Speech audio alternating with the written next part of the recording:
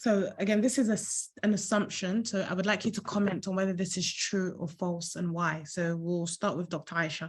Cancers are rare in young people, true or false? And then maybe an explanation around that. Okay, thank you very much again. Yes, cancers are commoner in older people. So, but they are not really rare in children because there are childhood cancers. There's a very wide spectrum of it. And for us that work in a tertiary health institution, there are lots of children that come down with cancers, and there are dedicated wards for cancers in children.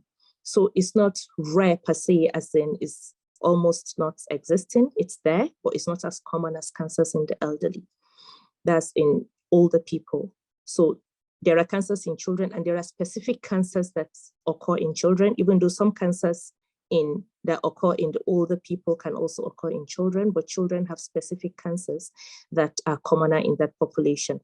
And each of these cancers actually have its own geographic distribution. We have some cancers that are commoner children living in low and middle income countries, and there are cancers that are commoner in the developed world. But children do have cancers, and it is not rare. Thank you so much, Dr. Aisha. Dr. Abdulazeez.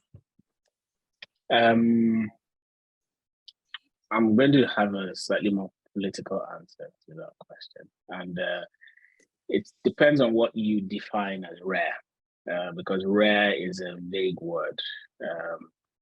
What does rare mean to me compared to what rare means to you?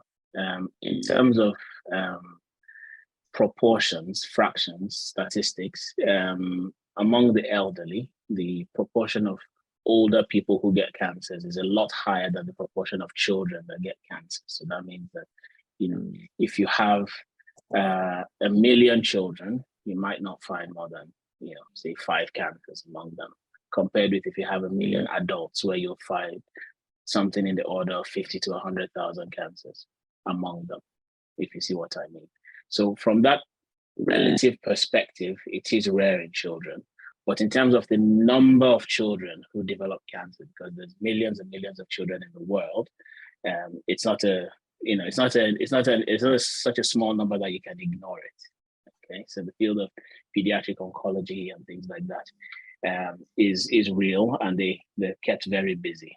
And it's always a sad thing when it happens, especially in children. But the good news is cancers in children are more curable. So if we take any silver linings from this dark cloud, they tend to be more curable in children. Children are able to withstand the treatment a lot better than adults as well. Thank you. Thank you so much for that. Thank you.